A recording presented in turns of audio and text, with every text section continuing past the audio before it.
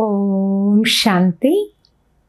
ఈరోజు Murali date 4 August 2026. బాబా చెప్తున్నారు, మధురమైన పిల్లలారా, తండ్రికి కుడి భుజముగా అయ్యేందుకు ప్రతి విషయంలోనూ న్యాయబద్ధమైన వారిగా అవ్వండి, అలాగే సదా శ్రేష్టమైన కర్మలనే చెయ్యండి అని బాబా అంటున్నారు. ఈరోజు మురళిలోని ప్రశ్న, ఏ విధమైన సంస్కారం సేవలో చాలా విఘ్నాలు కలిగిస్తుంది? సమాధానము, భావ స్వభావాల కారణముగా పరస్పరంలో ద్వైత మత సంస్కారం ఏదైతే ఏర్పడుతుందో అది సేవలో చాలా విఘ్నాలను కలిగిస్తుంది. ద్వంద్వ మతాల ద్వారా చాలా నష్టం వాటిల్లుతుంది. క్రోధం అనే భూతం ఎలాంటిది అంటే చివరికి భగవంతుణ్ణి ఎదిరించడానికి కూడా సిద్ధపడిపోతారు. అందువల్లనే తండ్రి అంటారు, మధురమైన పిల్లలు, ఏ విధమైన సంస్కారం ఏదైనా ఉన్నట్లయితే దానిని తొలగించి వేయండి. పాట, అదృష్టమును మేలుకొలుపుకొని వచ్చాను. ఓం శాంతి. అత్యంత మధురమైన పిల్లలు పాట విన్నారు. ఆత్మిక పిల్లలు అనగా సుప్రీం ఆత్మ అనగా శివబాబాకు పిల్లలైన ఆత్మలు. శరీర రూపీ కర్మేంద్రియాల ద్వారా పాట విన్నారు. పిల్లలు ఇప్పుడు ఆత్మాభిమానులుగా అవ్వాలి. ఇదైతే కొంచెం శ్రమతో కూడుకున్న పని అని బాబా అంటున్నారు. క్షణక్షణము స్వయాన్ని ఆత్మగా భావించి తండ్రిని స్మృతి చెయ్యాలి. ఇది గుప్తమైన శ్రమ. తండ్రి గుప్తమైన వారు కనుక శ్రమ కూడా గుప్తంగానే చేయిస్తారు.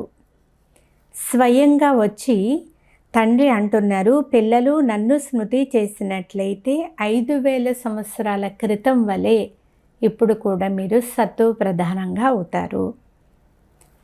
మనమే ఒకప్పుడు సత్వ ప్రధానంగా ఉండేవాళ్ళము, మళ్ళీ మనమే తమో ప్రధానంగా అయిపోయాము.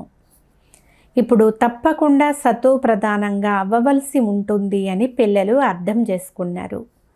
పాటలో కూడా ఇలా ఉంది, ఏ అదృష్టాన్ని పోగొట్టుకుని ఉన్నామో దానిని తిరిగి పొందేందుకు పురుషార్థం చేయించేవారు కేవలం సర్వశక్తివంతుడైన ఒక్క తండ్రియే. ఎందుకంటే వారే కదా అందరినీ పావనంగా చేస్తారు. తండ్రి పిల్లలకు అర్థం చేయిస్తున్నారు, ఓ ఆత్మిక పిల్లల్లారా, ఇప్పుడు అదృష్టాన్ని తయారు చేసుకునేందుకు మీరు వచ్చారు. విద్యార్థులు స్కూల్లో అదృష్టాన్ని తయారు చేసుకునేందుకు వెళ్తారు కదా, వారు చిన్న పిల్లలుగా ఉంటారు. మీరు చిన్న పిల్లలేమీ కాదు, మీరు పెద్దవారు, వృద్ధులు. అదృష్టాన్ని ఇప్పుడు తయారు చేసుకుంటున్నారు అని బాబా అంటున్నారు. కొందరు వృద్ధులు ఉన్నారు, వృద్ధాప్యంలో కంటే యవ్వనంలో ఉన్నప్పుడే చదువుకోవడం చాలా బాగుంటుంది.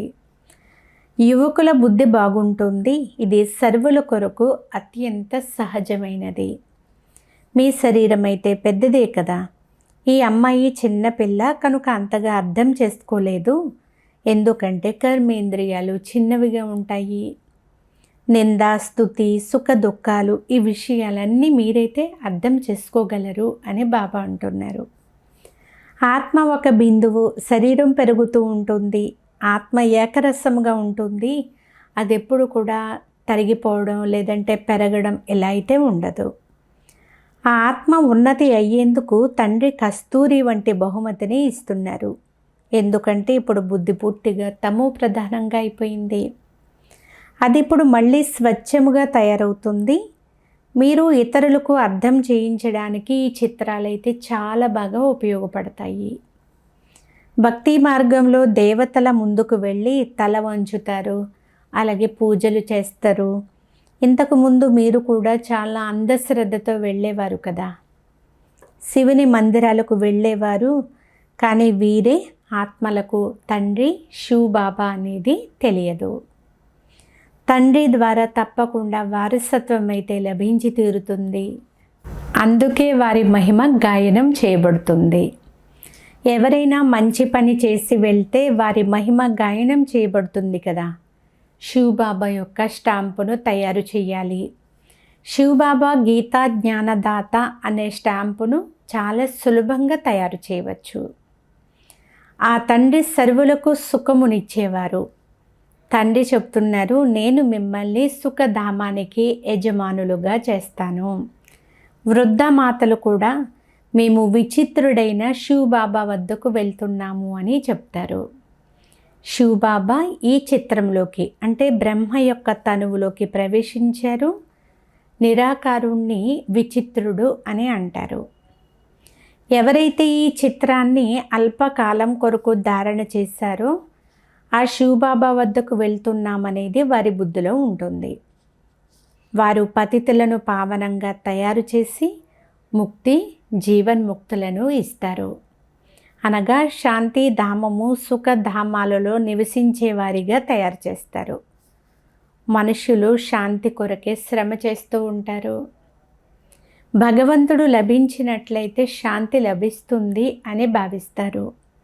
సుఖము కొరకు పురుషార్థం చెయ్యరు. తండ్రి వద్దకు ఇంటికి వెళ్ళాలి, భగవంతుడు లభించాలి అని భావిస్తారు. సమయమంతా ముక్తిని పొందాలనే కోరికను ఉంచుకుంటారు. బ్రాహ్మణులైన మీరు మాత్రమే జీవన్ముక్తిని తీసుకుంటారు. మిగిలిన వారందరూ ముక్తిని కోరుకునేవారే. జీవన్ముక్తికి మార్గాన్ని చూపించేవారు ఎవ్వరూ లేరు. సన్యాసులు మొదలైన వారి వద్దకు వెళ్ళి శాంతిని కోరుకుంటారు. మనశ్శాంతి ఎలా దొరుకుతుంది అని అడుగుతారు. మార్గం చూపించేవారంతా ముక్తిలోకి వెళ్ళేవారే. మోక్షము అంటే ఏమిటో కూడా వారి బుద్ధిలోకి రాదు. విసిగిపోయి ముక్తిలోకి వెళ్ళడమే మంచిది అని అంటారు. నిజానికి ముక్తిధామము ఆత్మల నివాస స్థానము. ఎన్ని సేవా కేంద్రాలు ఉన్నాయో వాటిలోని పిల్లలందరికీ తామే కొత్త ప్రపంచం కొరకు రాజ్య భాగ్యం తీసుకుంటున్నాము అనేది తెలుసు. తండ్రి మనకు నూతన ప్రపంచ రాజ్యమునిస్తారు. ఎక్కడ ఇస్తారు? తండ్రి ఇచ్చేది కొత్త ప్రపంచంలోనా లేక ఈ పురాతన ప్రపంచంలో ఏమైనా ఇస్తారా? నేను కలియుగంలో కానీ సత్యయుగంలో కానీ రాను. 2 యుగాల సంధి సమయమైన సంగమ యుగంలోనే వస్తాను అని బాబా అంటున్నారు. తండ్రి అందరికీ సద్గతిని ఇస్తారు కదా. దుర్గతిలో అయితే పిల్లలను వదిలి వెళ్ళిపోరు. సద్గతి దుర్గతి ఈ 2 కలిసి అయితే ఒకే చోట ఉండజాలవు. ఈ పురాతన ప్రపంచం వినాశనం అవ్వుతుంది అనేది పిల్లలకు తెలుసు. కావున దీనిపైన ప్రేమ ఉంచుకోవద్దు అని తండ్రి అంటున్నారు. ఖచ్చితంగా ఇప్పుడు మనం సంగమ యుగంలో ఉన్నాము. ఈ ప్రపంచం పరివర్తన అవ్వనున్నది అనేది మన యొక్క వివేకము చెప్తుంది. ఇప్పుడు తండ్రి వచ్చి ఉన్నారు. తండ్రి అంటున్నారు, నేను కల్పకల్పము కేవలం సంగమ యుగంలో మాత్రమే వస్తాను. మిమ్మల్ని దుఃఖాల నుండి విడిపించి హరిద్వారంలోకి తీసుకుని వెళ్తాను. ఇది జ్ఞానానికి సంబంధించిన విషయము. హరిద్వారము కృష్ణద్వారము అనగా కృష్ణపురము. కానీ దాని వెనుక మళ్ళీ లక్ష్మణ జాలాను అంటే ఊయలను కూడా ఉంచారు. మొదట హరిద్వారం వస్తుంది. సతయుగాన్నే హరిద్వారము అని అంటారు. ఆ తరువాత రామలక్ష్మణులు మొదలైన వారిని చూపిస్తారు. అలాంటి విషయం ఏది లేనేలేదు. అవన్నీ కల్పించిన విషయాలు. రామునికి ఎంతమంది సోదరులను చూపించారు? 4 సోదరులు. అక్కడైతే రామునికి ఇలాగ ఉండనే ఉండరు. 4, 8 మంది సోదరులు ఇక్కడే ఉంటారు. ఒకవైపు ఈశ్వరీయ సంతానము, మరొక వైపు అసురీ సంతానము. శివబాబా బ్రహ్మ తనువులోకి వచ్చారు అని మీరిప్పుడు తెలుసుకున్నారు. శివుడు తండ్రి, బ్రహ్మబాబా మనందరికీ కూడా పెద్ద అన్నయ్య అయ్యారు. ఇతను ప్రజాపిత, వారేమో ఆత్మల తండ్రి. వారైతే అనాదిగా ఉన్నారు. ఈ సమయంలోనే వారు బ్రాహ్మణులను రచిస్తారు. శివబాబా శాలిగ్రామాలను రచిస్తారు అని కాదు. శాలిగ్రామాలు అవినాశిగా ఉండనే ఉంటాయి. శాలిగ్రామాలు అంటే ఆత్మలు. తండ్రి వచ్చి కేవలం పవిత్రముగా తయారు చేస్తారు. ఎంతవరకు ఆత్మ పవిత్రంగా అవ్వదో అంతవరకు శరీరం పవిత్రంగా ఎలా అవ్వగలదు? ఆత్మలమైన మనం పవిత్రంగా ఉన్నప్పుడు సత్తు ప్రధానంగా ఉండేవాళ్ళము. ఇప్పుడు అపవిత్రంగా తమో ప్రధానంగా అయిపోయాము. తిరిగి సత్తు ప్రధానంగా ఎలా అవ్వాలో చాలా సహజముగా బాబా మనకు అర్థం చేయిస్తున్నారు. ఇది సహజంగా అర్థం చేసుకోదగ్గ విషయము. మీరు ఈ సమయంలో మలినం ఏర్పడడం వలన చాలా పతితంగా తమో ప్రధానంగా అయిపోయారు. ఇప్పుడు మళ్ళీ సత్తు ప్రధానంగా అవ్వాలి. లెక్కాచారాలన్నీ సమాప్తం చేసుకుని అందరూ శాంతిధామము మరియు సుఖధామములోకి వస్తారు. ఆత్మలు ఎలా వస్తాయో తెలుసుకునేందుకు క్రైస్తవులు ఒక నిరాకార వృక్షాన్ని తయారు చేసి అందులో బల్బులు పెట్టి క్రిస్మస్ పండుగను జరుపుకుంటారు. ఇవన్నీ కూడా వివిధ ధర్మాల యొక్క శాఖలు అనేది మీకు తెలుసు. మొట్టమొదట ఆత్మలు అక్కడ నుండి ఎలా క్రిందికి దిగి వస్తాయో ఆ జ్ఞానం అయితే మీకు ఇప్పుడు లభించింది. ఆత్మలైన మన ఇల్లు శాంతిధామము. ఇప్పుడైతే ఇది సంగమ యుగము. అక్కడ నుండి ఆత్మలన్నీ వచ్చేస్తాయి, మళ్ళీ తిరిగి అక్కడికే వెళ్తాయి. ప్రళయం జరిగేది లేదంటూ మీకు తెలుసు. మీరు తండ్రి నుండి అదృష్టాన్ని తయారు చేసుకోవడానికి, మళ్ళీ స్వరాజ్యాన్ని తీసుకోవడానికి వచ్చారు. ఇదేదో కేవలం మాటలతో చెప్పే విషయం కాదు. స్మృతి చేసినట్లయితే తండ్రి నుండి వారసత్వం తప్పకుండా లభించి తీరుతుంది. తండ్రి చెప్తున్నారు, దేహ సహితంగా దేహపు బంధుమిత్రులు మొదలైన వారు ఎవరైతే ఉన్నారో వారందరినీ మర్చిపోండి. చిత్రుడు విచిత్రుడు ఉన్నారు కదా, కనిపించని వారినే విచిత్రుడు అని అంటారు. ఇవైతే చాలా సూక్ష్మమైన విషయాలు. ఆత్మ ఎంత చిన్నది, అది పలుమార్లు పాత్రను అభినయించాల్సి ఉంటుంది. ఈ విషయాలు ఇంకెవ్వరి బుద్ధిలోనూ ఉండవు. మేము ఆత్మలము, వారు మన తండ్రి, వారినే పతిత పావన ఓ భగవంతుడా అని పిలుస్తారనే విషయాన్ని మొట్టమొదట బుద్ధిలో కూర్చోబెట్టాలి. ఇక ఎక్కడికి వెళ్ళాల్సిన అవసరమైతే లేదు. ఒక్కరిని స్మృతి చెయ్యాలి కదా. భగవంతుణ్ణి స్మృతి చేస్తున్నారు అంటే తప్పకుండా వారి ద్వారా కొంచెమైనా లభించి ఉంటుంది కదా. అటువంటప్పుడు ఇక ప్రతి చోట అంటే ద్వారంలో వెతికి మోసపోవలసిన అవసరం ఏముంది చెప్పండి. భగవంతుడు పరంధామము నుండే రావాల్సి ఉంటుంది కదా. ఆత్మలమైన మనం వెళ్ళలేము, ఎందుకంటే పతితంగా ఉన్నాము. పతితులు పరంధామానికి చేరుకోలేరు. ఇప్పుడు మీకు ఆశ్చర్యం కలుగుతుంది. భక్తి మార్గపు పాత్ర ఎంతో అద్భుతమైనది. ఓ ఈశ్వర, ఓ పరంపిత, ఓ గాడ్ ఫాదర్ అని భగవంతుడినే పిలుస్తారు. ఉన్న భగవంతుడు ఒక్కరే అయినప్పుడు అన్ని వైపులకు తిరిగి తిరిగి ఎందుకు మోసపోతారు? వారు పైన పరంధామములో ఉంటారు, కానీ ఇవన్నీ నిశ్చితమై ఉన్నాయి. డ్రామానుసారముగా అనంతమైన బుద్ధిహీనతతో భక్తి చేస్తారు. ఇప్పుడు మీరు అనంతమైన జ్ఞాన సంపన్నులుగా అవుతారు. శ్రీమతానుసారం నడిచేవారే జ్ఞానవంతులుగా అవుతారు. వారు దాగి ఉండలేరు. వారు సదా శ్రేష్టమైన కర్మలను మాత్రమే ఆచరిస్తారు. తండ్రి అంటారు, నేను దుఃఖహర్త సుఖకర్తను అన్నప్పుడు మరి నా పిల్లలు కూడా అంత మధురంగా తయారు కావాలి కదా అని బాబా అంటున్నారు. తండ్రికి మనం అందరం కుడి భుజంగా తయారు కావాలి. ఇటువంటి పిల్లలే కదా బాబాకు చాలా ప్రియంగా అనిపిస్తారు. కుడి భుజం వంటి వారు కదా, ఎడమ చేతితో అంత ఎక్కువగా పని చేయలేరు. కుడి భుజం వంటి వారు ధర్మబద్ధమైన శుభప్రదమైన కార్యాలనే చేస్తారు. అందుకే కుడి చేతినే శుభకార్యాలకు ఉపయోగిస్తారు. పూజ సదా కుడి చేతితోనే కదా చేస్తారు. ప్రతి విషయంలోనూ ధర్మబద్ధమైన వారిగా తయారవ్వండి అని తండ్రి అంటారు. మరి తండ్రి లభించారు అంటే చాలా సంతోషం కలగాలి కదా. తండ్రి చెప్తున్నారు, సదా నన్ను ఒక్కరినే స్మృతి చేసినట్లయితే అంతిమతి సోగతి అవుతుంది. గతి లేక సద్గతిని కలుగచేసే మతం అయితే ఒక్కటే. ఈశ్వరుని గతి మతి ఈశ్వరునికే తెలుసు అనే మహిమ కూడా ఉంది.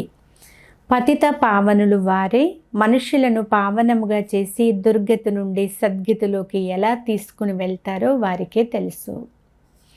భక్తి మార్గంలో ఎంత శ్రమ పడుతూ ఉంటారో చూడండి, కానీ కొంచెం కూడా సద్గతి మాత్రం కలగదు, ఫలము ఏమాత్రం లభించదు. సద్గతినిచ్చేవారు కేవలం ఒక్క తండ్రి మాత్రమే.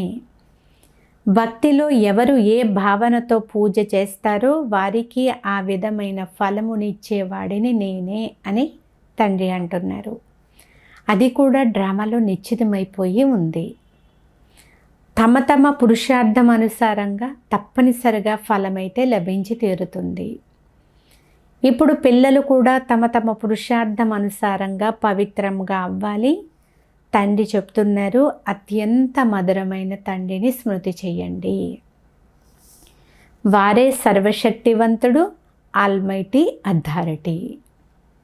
ఎంత ఉన్నతంగా తయారు చేస్తారు. మీరన్నీ తెలుసుకున్నారు, మళ్ళీ తండ్రి నుండి వారసత్వాన్ని తీసుకుంటారు. రచయిత రచనల జ్ఞానం మీ బుద్ధిలో ఉంది. ఈ జ్ఞానం ఇంతకు ముందు మీలో లేదు అని మీకు తెలుసు.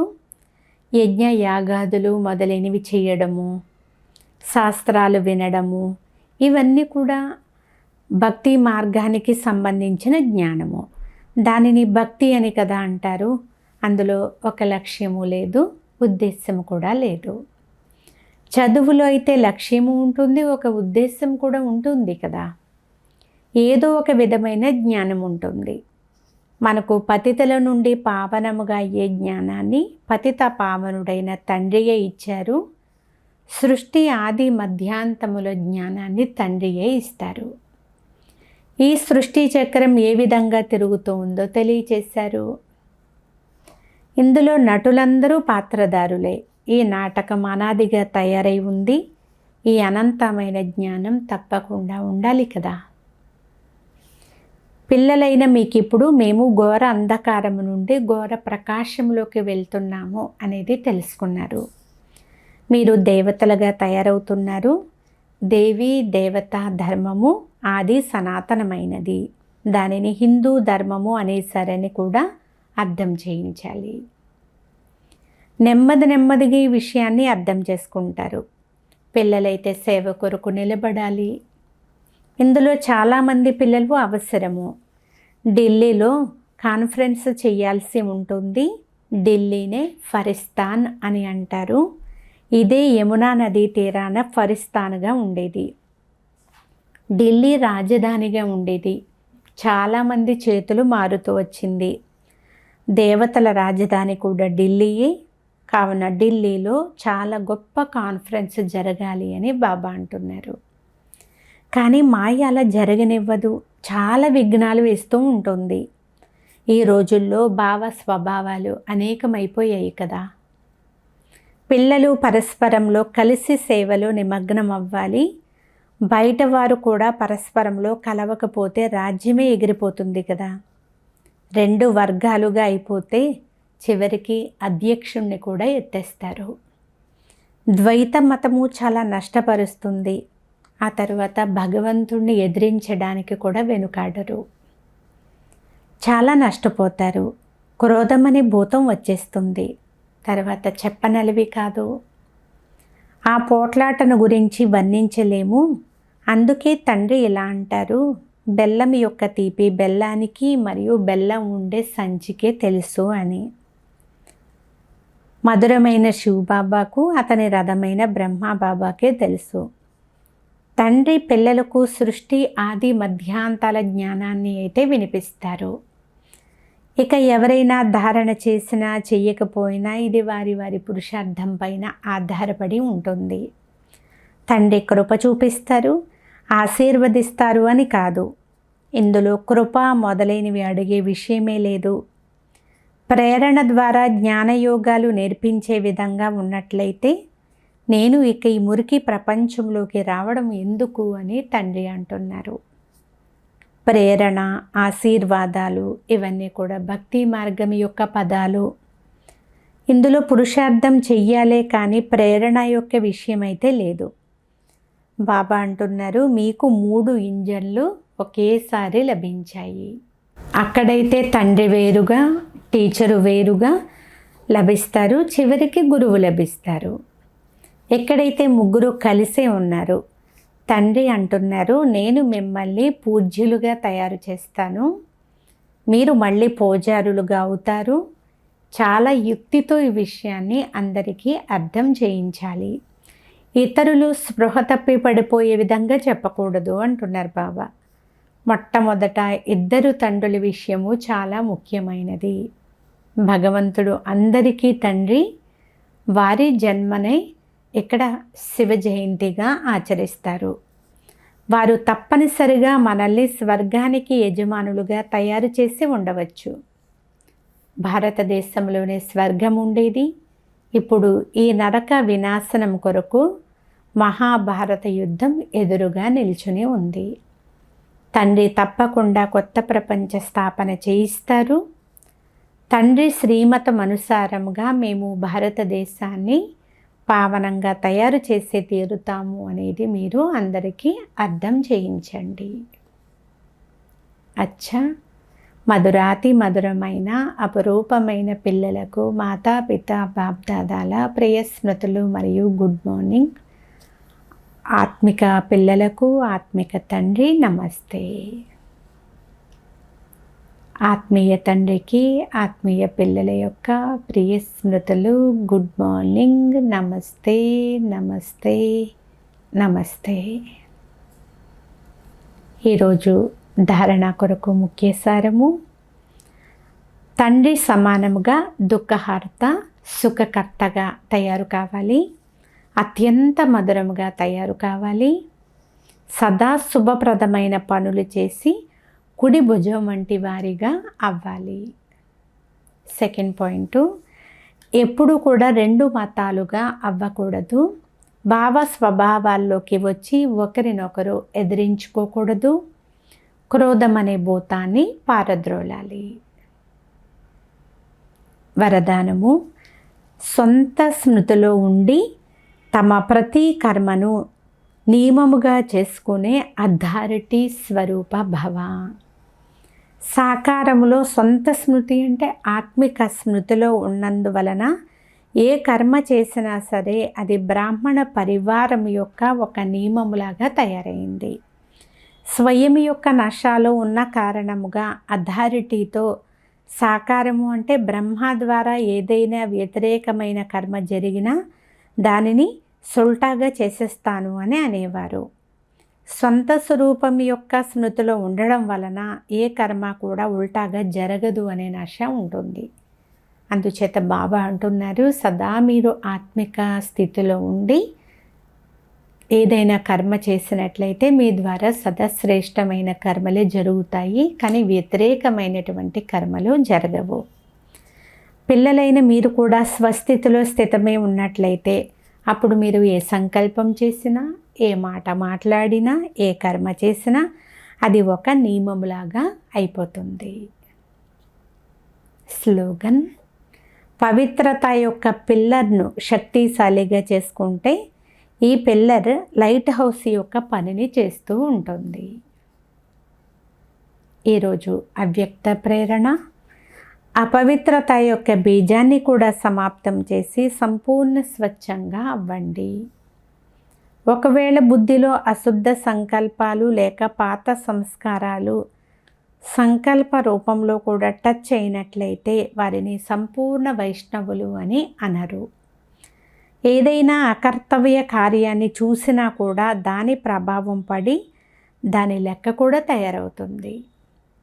ఈ లెక్కతో ఆలోచించినట్లయితే పాత సంస్కారం మరియు అశుద్ధ సంకల్పము బుద్ధిలో టచ్ అయినా కూడా సంపూర్ణ వైష్ణవులు లేక సంపూర్ణ పవిత్రులు అని ఎలా అంటారు? అందుచేత సంకల్ప మాత్రముగా కూడా అశుద్ధ లేక పాత సంస్కారాలు అనేవి కొంచెం కూడా టచ్ చేయకూడదు అని బాబా అంటున్నారు. అచ్చా, ఓం శాంతి.